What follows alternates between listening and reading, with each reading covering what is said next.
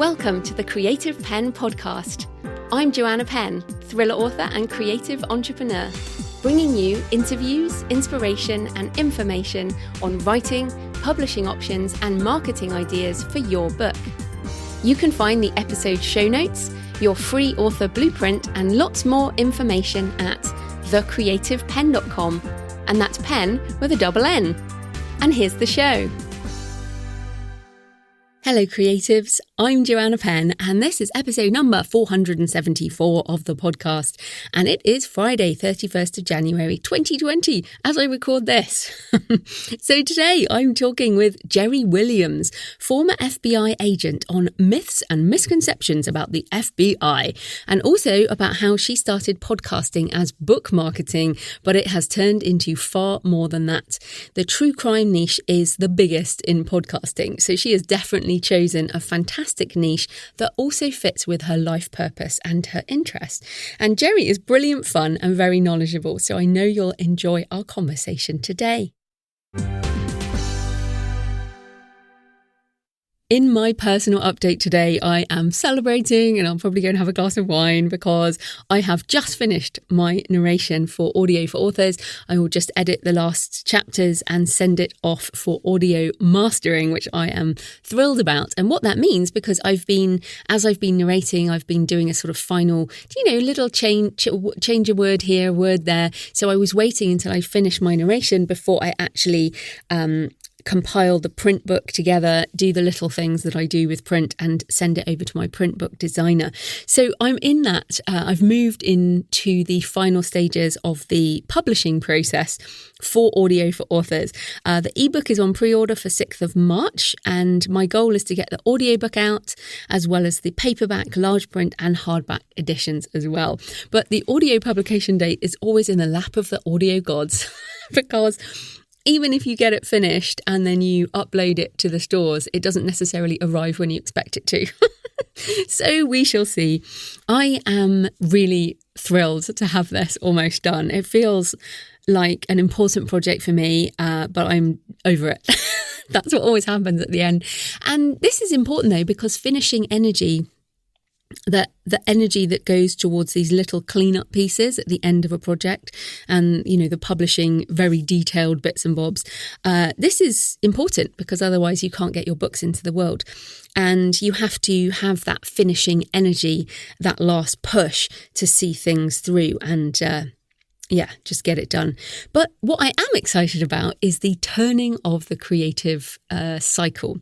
So as I finish one project, I can start on another one. So as I move into the final phase of publishing for audio, I can start back on the first draft, and I am going back to Map of the Impossible. So I did 15,000 words in NaNoWriMo, and I will be returning to Map of the Impossible, and that is my February and March, pretty much February and March probably to do that. And then I'll have the trilogy done. So I kind of know the ending and it's pretty epic. So I'm really excited about moving from the finishing energy into that starting energy, and that there's all these different energies you need when you do this as a for each project, you do need that starting energy, you need the creative energy, but then you also need to push through in the bits that start to become a little bit annoying. So yes, very excited. So wherever you are on that creative cycle, think, okay, I'm looking forward to this bit or that bit, but also appreciate where you are. And it is all a cycle. As soon as one project is finished, you start again on the next one, if you're addicted to this process, as I clearly am. On other things, I am, if you haven't had enough of me talking, I am on the Writers Inc. podcast talking about designing a career as an authorpreneur, and Writers Inc., which is Jay Thorne and JD Barker. They have some really good guests on there. Clearly I'm one of them, but they have some pretty big name traditionally published authors as well. I am also on the Six Figure Author podcast talking about audio for authors and how to make multiple streams of income with non-fiction books. Now, I'm personal friends, actual in real life friends with Jay Thorne, Lindsay Baroka, Andrea Pearson and Joe Lalo. And so I'm definitely able to share more personally with them than I do on many podcasts when, I kind of don't know the host, I don't know the audience. So if you want to listen to some pretty open conversations, check out the Writers Inc. podcast and the Six Figure Author podcast. Danielle says, commenting on last week's show about copyright, I am hopeful that AI will always be a supplement and not the main attraction for a literate population. Perhaps that is overly optimistic, but I think that people will always be in search of captivating human ideas. And although I would love to agree with you, I think that we're not going to be able to tell. After all, how many books do you read where you don't know the author? I would say the vast majority, you don't know who this author is. And even if you do know who they are, or you've seen a picture of them, I mean, most authors just do their thing and they don't put themselves out in public. So I don't think we would even know.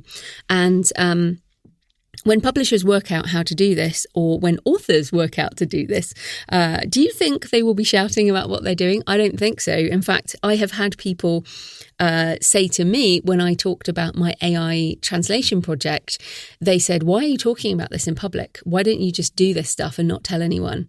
And that's just not my nature. I like to do experiments and help you and talk about it because I think many of you end up doing much better than I do in these areas. But I feel like I'm a kind of crash test dummy in some form. But I'm very curious, I love to find out about these new things. But yeah, there's plenty of people doing stuff that they are not talking about and doing very well. So I think that's probably what will happen. But this will never impact the human need to create. So I see us all still writing books, still making music, still making art, doing all of this stuff. But there will also be other things. So obviously more discussions on that to come. Chris said, brilliant and important podcast. That again was on the copyright one. I also enjoy the futurist part of the show. I'm curious to know if you've read Surveillance Capitalism by Shoshana Zuboff.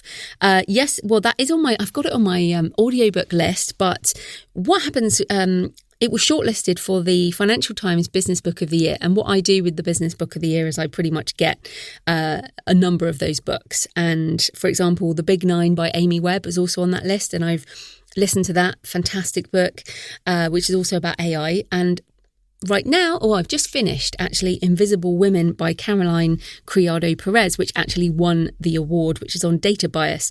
And that's fascinating. So I do have Shoshana's book on my Audible, but what has just raced to the top of my Audible list is Dear Life by Rachel Clark, which was released today, I think. So that is there. Also, I think I've mentioned this. I literally can't remember what I say now on which podcast episode or whether it's in my audiobook or whatever. But I'm also listening to World War Z by Max Brooks, which if you haven't read the book, and I've read the book, seen the movie several times, and because I love Brad Pitt. But the book is nothing like the movie because you can't do the book in a movie sense because it is an oral history of the zombie war. And the book is, each chapter is a separate point of view character reminiscing about their part in the war. And it's basically a series of history interviews about something which obviously didn't happen. But it is slightly freaking me out because it starts as a viral outbreak in a part of China. So it's a brilliant audiobook if you want a sort of immersive story that is designed for audio. I don't think Max Brooks designed it that way, but it's so good in audio. So that's World War Z or World War Z for Americans by Max Brooks.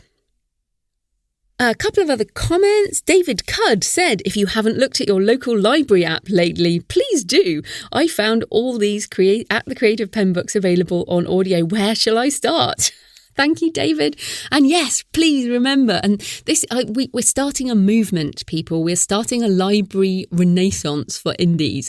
Please go to your library. Doesn't have to be my books, obviously, but any indie who you know is published wide, go and download their books if there's just an app like David mentioned, or order them or whatever. But we need to educate libraries around ordering indie books, especially with the paper checkout model, because they get books for cheaper, the reader gets to read for free, and we get a little bit of money. So yes, libraries, I feel, are a good resurging form of income. And Diana Gunn says, getting caught up on the show, I'm so excited for AI to make it affordable for low-income authors to create audiobooks. I'm so glad you're excited, Diana. I feel that this is a renaissance for audio as well. Not only will it give us a new source of income, but it will make our books accessible to blind readers. Absolutely. And accessibility is fantastic. And I know people listening have audio for accessibility reasons. But what this means is that the expansion of audio into the mainstream as such means a lot more for everybody. So this is fantastic. Okay, so today's show is sponsored by Kobo Writing Life, and I'll play a word from them in a minute. Just to say, in terms of the publishing wide side of things, I continue to publish wide with KWL, and I just checked my dashboard for January, and I have sold books in 45 countries in January 2020 alone. So I was always happy to see the interesting map. This type of corporate sponsorship pays for the hosting, transcription and editing, but my time in creating the show is sponsored by my patrons. Thanks to everyone supporting the show on Patreon. Thanks to everyone who's been supporting the show for years, but also to the new patrons this week: Kelly McGonigal, Ingrid KV Hardy, Jessica Halsey, Michael Stubblefeld and Timothy Fay. I really appreciate your support on Patreon. Like the tweets and emails, it demonstrates you enjoy the show and want it to continue. You can support the show with just a couple of dollars a month or a couple of coffees a month if you're feeling generous, and you'll get the monthly Q&A backlist. So yes, even more of me talking. I think there's some pros and cons on that, but I do giggle. Some people have said that my audiobook narration is disconcerting because I don't giggle, and it's like, well, audiobook narration is a performance of a written work. You can go off piste and like talk about other things, but that's not really the design of an audiobook, especially if you want it to be whisper synced. It's got to be exact. Whereas the podcast, I do have some written notes, but then I go off track like now and completely lose my place. Yes, so you can support the show at patreon.com, patreon.com/thecreativepenn. Right, here's a word from Kobo Writing Life, and then we'll get on with the interview. Hey, Creative Penn listeners, I'm Tara. And I'm Stephanie. From the Kobo Writing Life podcast. If you're a listener of the Kobo Writing Life podcast, we always ask our guests what they're loving lately. It could be a book, movie, or TV show. But here at Kobo Writing Life, we love to talk about metadata. And before you skip the next 15 seconds, good metadata can help an author sell more books. It's that easy. For instance, did you know that if you have a series published on Kobo, the series name and volume number fields are your best friends? Once a reader finishes a book in your series, they'll be automatically prompted to buy the next book in that series, as long as your information is linked in our system. To make sure it's linked, the series name should be exactly the same for all books. If you wanted to include a prequel or novella in your series, you can easily do that by adding 0, 0.5, or whatever number you would like. If I, a dedicated reader, have to go to your author website to figure out which book is next, you're doing it wrong. If you have a series, we hope that you have a box set too, because they're really popular with Kobo customers. There's no higher price cap on Kobo Writing Life, so you can price high and still receive 70% on each sale. And if you want to list the box set with the rest of your series, just include the same series name and leave the volume number blank. If you want to learn more about Kobo Writing Life, check out our blog, podcast, and find us on social. You can create your free account at kobo.com/writinglife. Back to you, Joanna.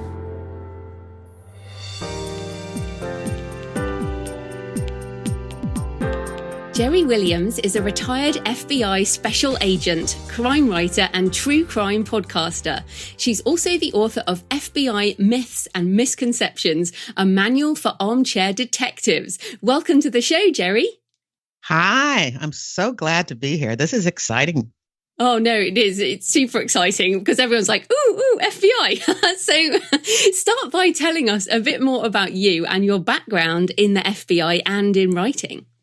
Well, I was in the FBI for 26 years, and most of the time during most of that time, I was investigating economic crime, which is advance fee schemes and Ponzi schemes and business-to-business telemarketing fraud. So all types of financial fraud. And I do not have an accounting background, but it was something that I learned on the job and that I absolutely loved. I was fascinated about the different schemes and scams that people would do to steal other people's money. And I'm still fascinated. And so what about writing? How did you decide to get into writing? Well, I have always been a book lover. I am an Air Force brat. And so my father traveled all around the world and dragged us along with him. Matter of fact, I lived for 3 years in England, outside of London and outside of Liverpool at different Air Force bases. Oh, cool. And and being the new person, I never was anywhere. And the entire time I was growing up for more than 3 years. So we were always moving. Sometimes it was only a year or two. So we were always moving. And books became my friends. Books were something that were very familiar. And I read a lot of different books, but once I got into the FBI, of course, I started reading more crime fiction. And one day I just thought to myself, I can do this. And you know how they say, write the book that you want to read? Mm. And I was reading a lot of books, crime fiction, and whenever they had something about the FBI, I would roll my eyes. The jurisdiction was off. It just didn't work. And I thought, I can do this. I can do this. And so towards the end of my FBI career, I found a case that I thought was really, a great case to start out on. And I started writing and I haven't turned back. Oh, which is fantastic. So let's start with a sort of more of an existential question. Like, why are books and TV shows about the FBI so popular? And why are we so obsessed with crime and law enforcement when most of us are very law-abiding? That's a good question. I think, for the most part, when it comes to crime, people are fascinated because it really happens. And everybody hopes that it won't happen to them. And reading about it kind of helps to calm those fears. You're reading and you're learning how different people handle crime and what they do. And it almost kind of makes you think that you're preparing yourself for if something were to happen to you. So it kind of gives us, that jolt of terror at the same time. As you know, for most books, they resolve with some type of really, happy ending. And so you have an opportunity to look at crime that's happening, on the news and for some people actually around them. And you get to feel in control of it because when you don't want anymore, you just close the book. Yeah. And I think that justice, we hope in real life that there will be true justice, but often people would rather the bad guys kind of die, which they do in the books. Oh, yes. But in real life, that doesn't always happen, especially in that financial and economic crime. I mean, people just go into some nice prison. Yeah. White collar crime. But let's talk also about the word special agent, because I think, as someone who's British, this FBI special agent, it just sounds really romantic's the wrong word, but it's a hell of a title. Is it like secret agent? Yeah, almost. It is. It's a very special. It is a special title. So, is there anything specific about that? Are there different levels? No, not really. Basically, you can work for the government, for the U.S. government, and you can become an agent of the government. But when you also have law enforcement responsibilities and you're allowed to, say, carry a weapon and make arrest, then that gives you the special agent title. So Secret Service agents are special agents. People who work for the Internal Revenue Service, IRS agents, are special agents. And so that's the distinction. We all work for the government, but we have special and enhanced responsibilities having to do with law enforcement and the ability to make arrest. There you go. I did not know that. So that's fantastic. So let's talk about the misconceptions. Let's start with the types of cases, because, generally it's sort of, serial killers, terrorists, stuff that's all very dramatic. But so what are the types of cases? Yeah, definitely. Well, for most books, about the FBI, they are about serial killers, profilers, and serial killers, and people, thrillers with people chasing terrorists. And there's so much more that the FBI does. There's more than 200 different violations. People are, of course, aware of organized crime and the different shows of the FBI investigating the mob or the mafia. And of course, nowadays, there should be more books really about us investigating transnational gangs, because they're really, when you talk about organized crime, you've got Russian organized crime and, from all different Asian organized crime. So it's really expanded. And the American organized crime groups have really dwindled a lot because we've done a great job. But definitely white collar crime, the number one criminal priority of the FBI is actually public corruption. Actually, I have a funny story, because when I was trying to, get an agent to take on my book, I remember sending a query, and my books are all about fraud and corruption. And I remember an agent sending a letter back saying that, please check your references, because I really don't think the FBI would be interested in working a municipal corruption case. And I'm like, that's the only agency that really does that work. It's like, what? So, it's kind of hard trying to talk about the FBI in an authentic way when there's so many misconceptions about what we do. What about, so you said there 200 violations. So those are violations of the legal code. Yes. In some way. Are there any, you've mentioned a few there, but any other sort of unusual ones that people might not know? Well, crimes against children. So much of this online predators and human trafficking and, kidnapping, parental kidnapping, all of that is, under the FBI's jurisdiction. I talked about transnational gangs. There's also, of course, all types of frauds and kidnapping and drug investigation, narcotics, healthcare fraud.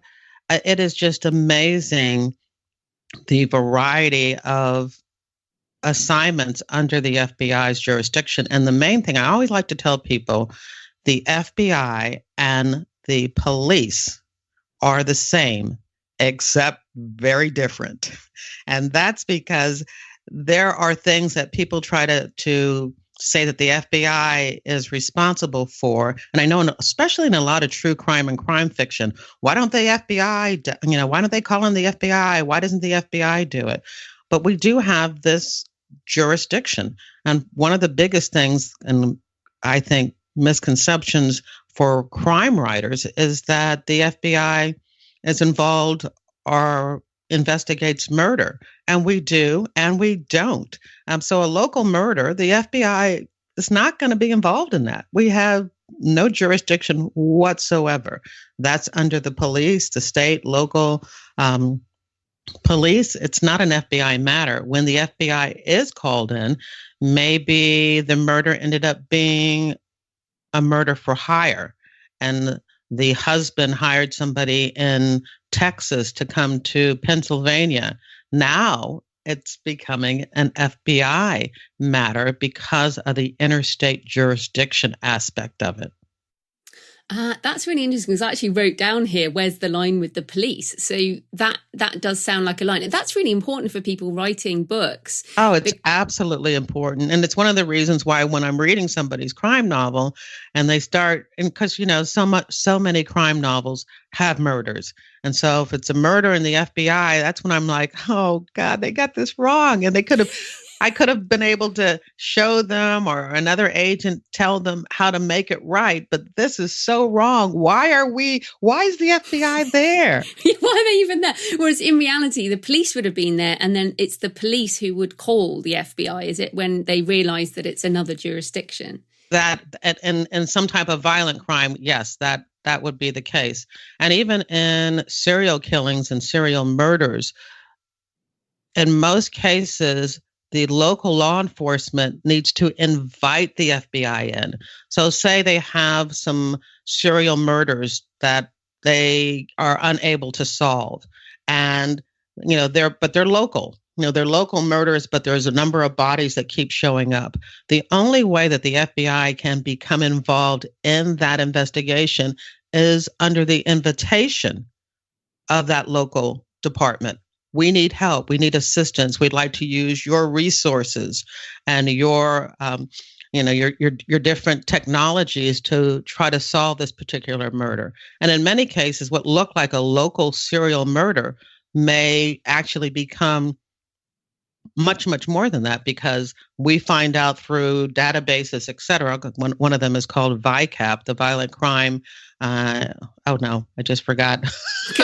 I'm sure we can Google that. Yeah, you can Google it. But it actually, you input murders and missing persons and unidentified human remains into this database. And so you may find out that what they're investigating in Denver is very similar to what happened in Minneapolis, and they start to work together and see that there is a serial murder, and in that situation, that's where the FBI would be brought in, because the main difference between the FBI and a local police department is that we have national jurisdiction. As an FBI agent, if I'm assigned in Philadelphia, where I spent most of my career, and there's something going on in, I'll pick another state, Florida. I like Florida. I can just pick up and go. I can take my weapon with me. When I get to the airport, I just have to show my identification and fill out some forms, but I can hop on that plane and go to Florida with my gun and investigate. And I don't have to ask anybody any permission except for the head of the office in Florida, the head of the FBI office in Florida. But a police officer can't do that. Right. So, yeah. Mm-hmm. So that's a big tip for people writing. If you want to write an FBI book, you need to have a national, some kind of crime that is national rather than just local. Well, it can be local. So like, say, a drug investigation, there are many cases.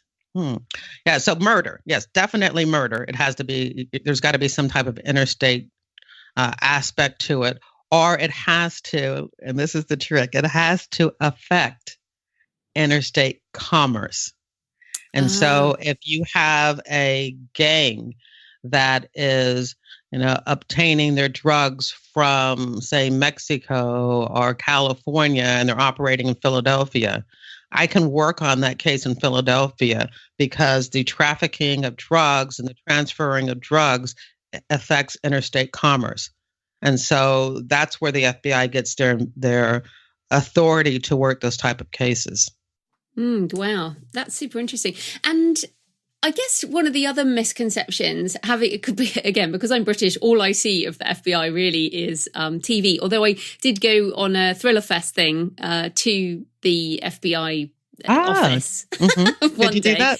I did, and they were quite typical, to be honest. There were white men wearing dark suits and kind of earpieces. But are all the agents drunk, dysfunctional? Is it like the TV, or what are the people like in the FBI? Oh my God, no. I think that you may be getting us mixed up with the cliche and misconception about Secret Service agents. Unfortunately for Secret Service agents, there has been some scandals where they've been overseas and they've been partying and drunk with prostitutes. That is not the FBI's cliche. No, you're right. I've been watching Men in Black. That's clearly it. What I can tell you that the misconception about FBI agents and their persona is that we're dry, unemotional, no sense of humor, basically a body in a suit. And that is not true either. I mean, FBI agents are are fun people. I'm fun.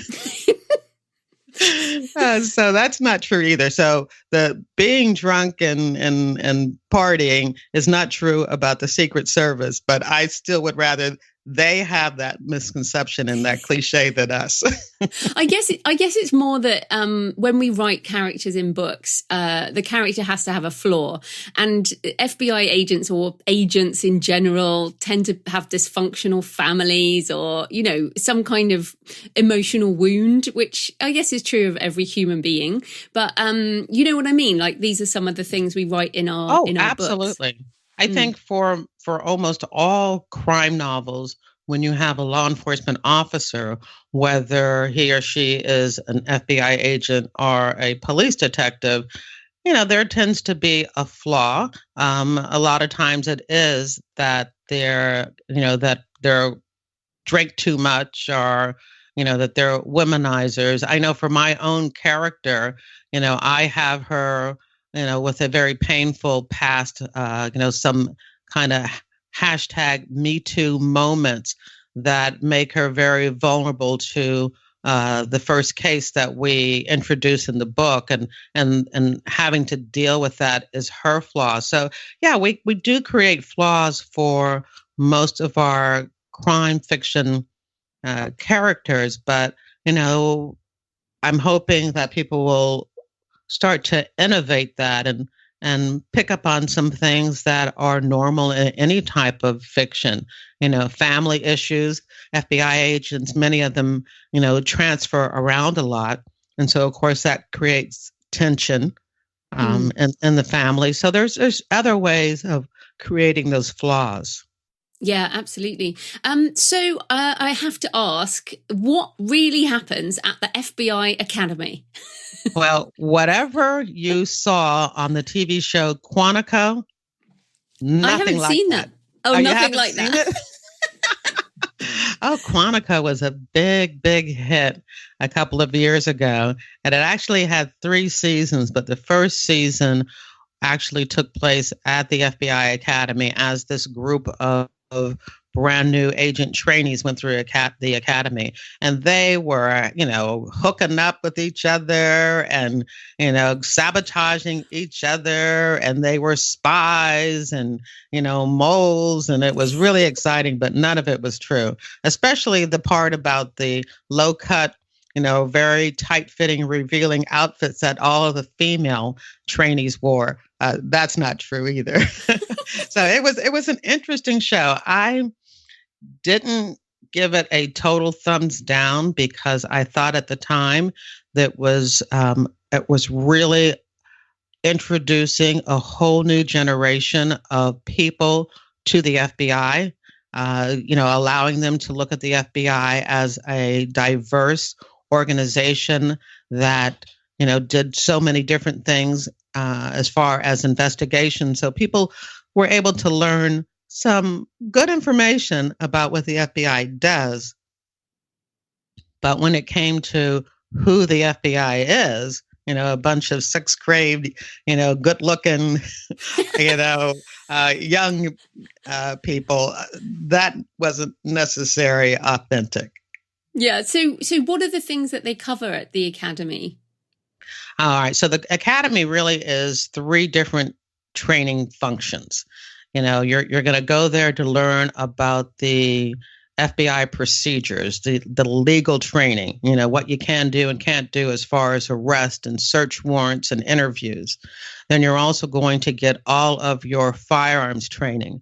People can come in there never having shot a weapon before in their life and come out of there as a marks person, really being able to, get that perfect bullseye. So you're trained there in the pistol, semi-automatic pistol, and you're also trained in the rifle. And so that's a huge aspect of training because FBI agents, do carry weapons.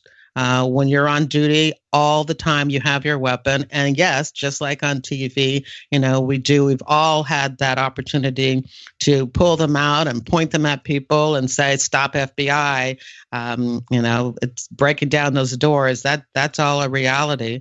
And the third part of training is the physical fitness, just making sure that you're in the best physical fitness shape that you have ever been in. As a matter of fact, even before you become an agent, before you're actually hired, they do give you fitness tests. So you already better be fit before you apply for the FBI, because they're going to be testing you on that. And if you don't fit or you don't pass at least the minimum fitness test, then you're not even going to be able to begin training. But the training continues with more so the defensive tactics. So you might do boxing and martial arts just to help you when you get into a situation that you know what to do and how to handle yourself. And then as someone like you who did financial crime, economic crime, which, you'd expect less sort of fisticuffs with that kind of crime.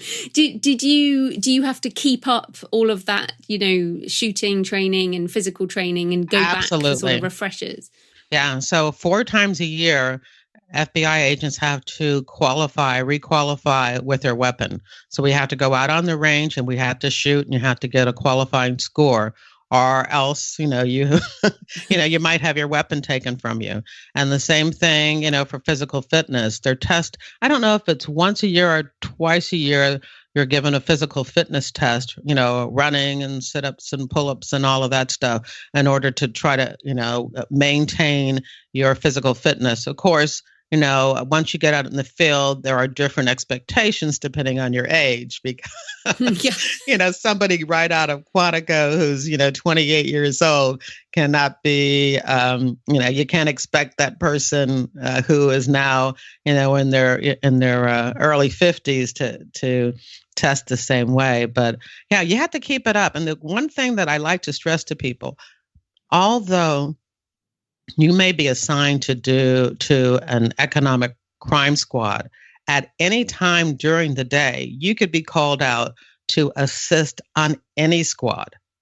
And so, just because you're working a case that most of the time, takes place on paper, that doesn't mean that tomorrow the drug squad isn't going to be taking down, 30 individuals, and you are assigned as the team leader to go into a particular house and arrest a drug dealer. I mean, I've done that. I've been, that's been my assignment. Not only was I in the Philadelphia office, but Philadelphia covers the Camden, New Jersey area. And at one point, Camden was the murder capital of the United States. So they had so many murders and drug related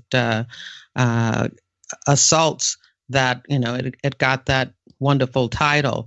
And so during the 3 or 4 years that I worked in the Camden office, I went out on every single drug arrest there was. Usually, after we kicked in the door and started the arrest, I was the one who helped the female arrestees. I strip searched them, and helped them put on their clothes before we took them off to jail. Because when you arrest somebody and you take them to jail, they don't like it when you don't search somebody and you hand them over somebody who has a weapon or drugs on them. So, yeah, I got to do all of that. So, even though I worked white collar and economic crime, that doesn't mean that I wasn't getting down and dirty. And the fact that every other agent who has these what they look like soft and cushy assignments, that they're not going to be called out to do the fun action stuff either. And I guess also the dangerous stuff. So there's kind of pros and cons there. But when we well, you know what? White collar crime can be dangerous too. When you have a person who considers themselves to be, a titan, a business, leader, and they have this huge reputation, and they believe that they are, invincible, and you have an FBI agent coming to arrest them to take away their freedom. That is not necessarily somebody who's going to go down easy either. I guess they can afford to pay for the bad guys. So, Yeah. So just on that, it just reminded me: is the TV show Billions? Is that the FBI versus the or is that the? Just have you seen that? No, I know what you're talking about, but I've never watched the show. Oh yeah, there's people listening now who can't talk to us who know what I think it might be the district attorney, not the FBI, because I think it's a New York State thing. But that's when you talk there about the sort of, the billionaire perhaps doing something wrong, being taken down. Yeah. So we do have some dramatizations of that kind of thing. Okay, so I also wanted to ask, because obviously I'm in the UK, many of my listeners are international. Do the FBI get involved with international cases? I mean, you mentioned transnational crime, but is there any international involvement? Absolutely. I think people would be surprised to hear that the FBI actually has 60 overseas offices and cover about 180 different countries. And so most of these offices are located at the U.S. Embassy or a U.S. consulate. And it usually has maybe 2 or 3 agents, but we're working with our law enforcement partners and security personnel in as many countries as there are, in order to fight crime, because crime is global now. With the internet, crime is definitely global, and something that affects Americans here can initiate overseas. And so we're working with our international partners all the time. There's something called oh no, I'm just going to forget the name of it just like that. But we have a jurisdiction that allows us to work overseas cases, but we can only work them at the invitation of those countries. So it's just like somebody from the UK can't come over here and start investigating and arresting people. Well, we can't do that either. So everything we do is with the blessings of not just the host country, but even with our State Department, who are in charge, who actually manage our overseas offices. So, but yeah, the FBI is working so many of their cases on an international level. And would that be cases in the UK, say, that impact Americans or have been crimes committed by Americans? Both. And both. So in most cases, there might be something, maybe somebody, a British person was here and they perpetrated a fraud, and now they've gone back to England. And so we're working with, the officials to try to find out who that person and do the investigation. But we may also have somebody here, an American who's gone, who's committing a crime, and we're working, with the officials overseas, and so it's both ways. We're assisting other law enforcement agencies, international law enforcement agencies, in cases that they're working with against Americans, and of course we're also, reciprocating and assisting them. No, fantastic. And then we've talked about quite a few shows, I guess, but are there any good TV shows or movies, or I guess books, apart from your own, obviously, that you think do portray the FBI in an appropriate way? Absolutely. So one of my favorite shows is Mindhunter on Netflix. Oh, right. I think they do that so well because FBI profilers and serial killers is almost always portrayed incorrectly. They have the FBI profilers out there in the field making arrests and doing investigations. And for the most part, profilers are more like consultants. And so if you have an FBI agent in the field or detective in the field and they have a hard to solve case, they may contact the FBI profilers who are stationed at the FBI Academy in Quantico and say, hey, look, here's my whole file. Can you kind of help me figure out what type of person would do this crime? What am I looking for? Can you help me connect the dots? And that's what they do. Sometimes they go out to the field and interview people, again, the detectives, to try to get an idea of what's missing, what they haven't. I'm sorry, I'm hitting my microphone.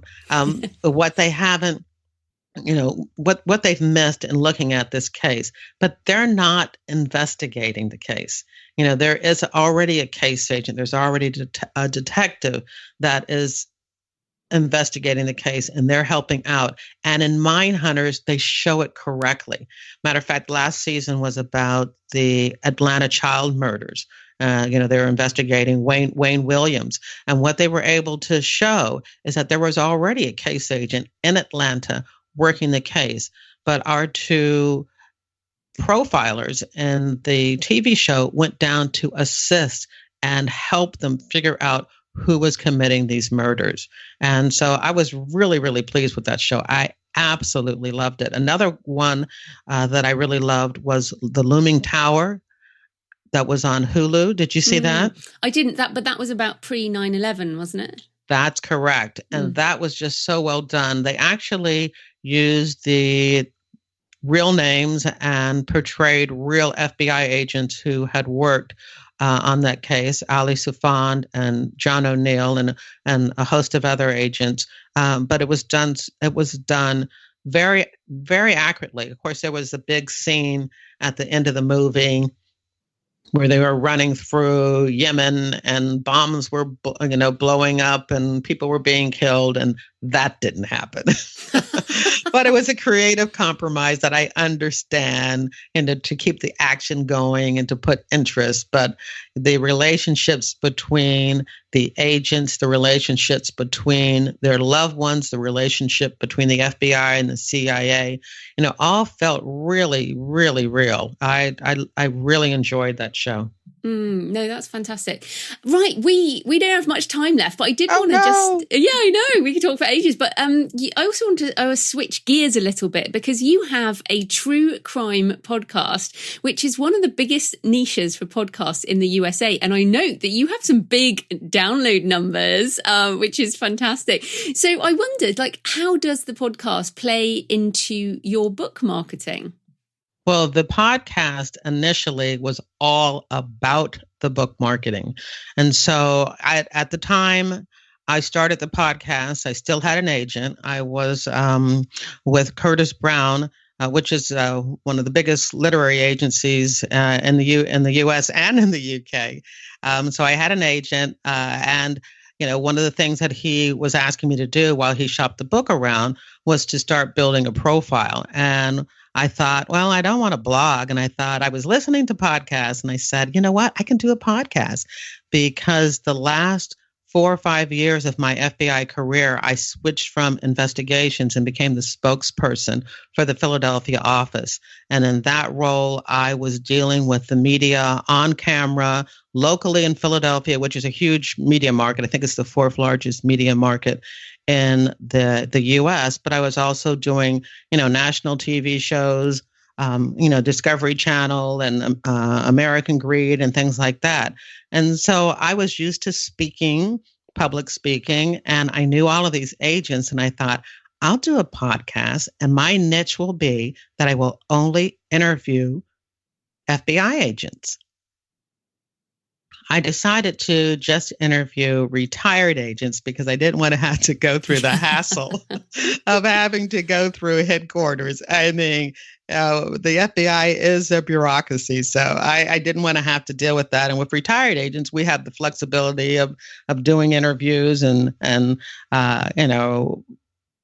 conducting speeches and presentations without having to get in general a clearance from the from FBI headquarters. And so I started doing that just as a way to introduce myself, to build a an authentic profile as a retired agent, and to hopefully, in building a true crime audience, also try to find people who were interested in reading crime novels. At the end, I did not, my agent did not sell my book. And because of shows like yours, I decided to step into self-publishing and independent publishing, and I am so glad I did. And so now I'm just about ready to I'm working on my third crime novel, and the podcast has definitely helped me market my book. Oh, good. Because I know how much work it is. But as you say, because you've had some media training, did you find any challenges in the podcast, or are you just a natural? I wouldn't call myself a natural, but I think there were two reasons that I think I did pretty well starting out the gate. And that was, I did, have some media and spokesperson training in that sense. And also, I'm a pretty confident person.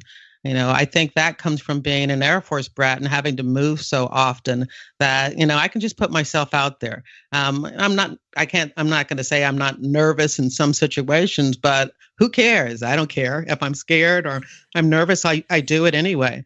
And so I just decided I was going to do a podcast, and I just started it and just kept on going and reaching out to agents. So now I've interviewed, I think the next time it'll be my 192 episodes. So, these are agents who have worked all different type of cases, many of them the most major, biggest cases that the FBI has ever done.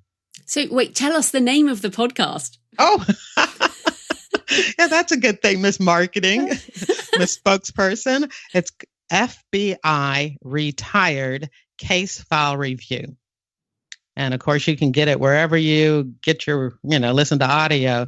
Yeah, but wherever you're listening to this. Yes, you can listen to that. And yeah, I've been really lucky. It is doing quite well. I just reached 3 million downloads. After I've been doing it for 4 years, 192 episodes, 3 million downloads. And I think this year is going to be one of my biggest years. I think I'm going to really increase my listenership even more, because now I'm doing Crime Con. Have you heard of Crime Con? No. Crime Con. Yeah, Crime Con it's like Thriller Fest, but for true crime aficionados. And it's the biggest true crime related convention conference in the world. And it's going to be big. And it's the so happiest funny. Place in the world in Orlando this year.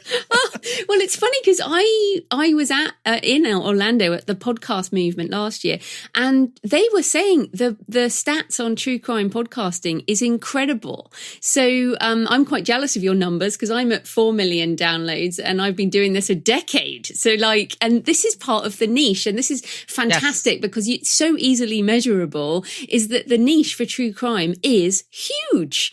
So yeah, this is a fantastic niche. So I wanted to point this out to people, that it's not just that you started a podcast and that you know a bit about what to do. It's that you're in a niche that is hugely in demand. And it's a niche that not many people could venture into. The fact that in I an am authentic way. Yeah.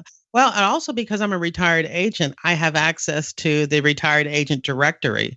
And so I could reach out and, talk to these agents and try to convince them to come on. Not everybody wants to come on the show, but I have access to retired agents. I have friends who suggest people.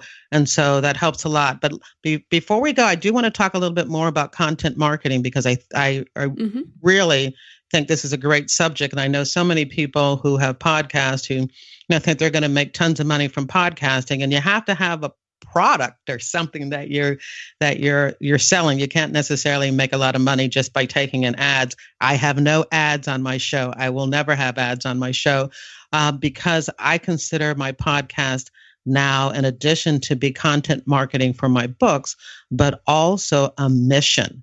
It's my mission to show the public who the FBI is and what the FBI does, because there's so much information out there, not just what you see on TV, books, and in movies, but what's happening in the news. And I do not get political on my podcast, but my goodness, there are so many misconceptions and cliches, and I have to say lies that are out there about the FBI. And so I give people an opportunity to judge for themselves. They listen to the stories. I let the case reviews speak for the FBI. And I think that's great, because what you've said there and the fact that you've been doing this now for 4 years is the same as I feel, which is the podcast is part of my creative body of work. Yes. It's, it starts out as book marketing, but it's for you as well. It's become much, much bigger. Absolutely. Absolutely. Yeah. And so people who are, they have their books and they're looking for ways to marketing. If you're thinking about doing a podcast, it is not as easy as it looks. Would you agree? Yeah. Would you? Oh, that's for sure. But it's also incredibly rewarding. And of course, I get to talk to people like you, and you get to talk to people like you've got on your show. So, that's partly why we do it too. It's quite cool to talk about this stuff. Yeah. Matter of fact, like some of the things that I get to do, like I talked to a former deputy director of the FBI. The only person higher than him would have been an FBI director. And I did that last month. And John Pistol, who was also the administrator for TSA, I would never have had an opportunity probably to speak to him if it wasn't for this podcast. So it really is very rewarding, and it has to be because it's hard work. Definitely. Well, look, it's been so interesting to talk to you, Jerri, and definitely get people to check you out. So where can people find you and everything you do online? On my website. It's Jerri Williams. That's Jerri Williams.com. And you have everything there. It's I love my homepage because it shows you my books, it shows you my podcast, and it shows you my FBI blog, where I review lots of TV shows and movies for what they get wrong and what they get right about the FBI. So JerriWilliams.com. Brilliant. Thanks so much for your time, Jerri. That was great. Thank you. It was great speaking to you. So I hope you found the discussion with Jerri interesting today, and perhaps it gave you some story ideas, or maybe some ideas for book marketing. In the next show, I'll be talking about writing nonfiction and repurposing your content with Amy Woods, who runs a company helping entrepreneurs repurpose into multiple formats. So a blog post to a podcast or a video and social media stuff. But we also talk about some of the challenges she has faced in getting her first nonfiction book out into the world as an independent. So it's a really interesting interview. So happy writing, and I'll see you next time. Thanks for listening today. I hope you found it helpful. You might also like the backlist episodes and show notes, available at thecreativepenn.com/podcast. You can also get your free author blueprint at thecreativepenn.com/blueprint. If you'd like to connect, you can tweet me at The Creative Penn or find me on Facebook at The Creative Penn. See you next time.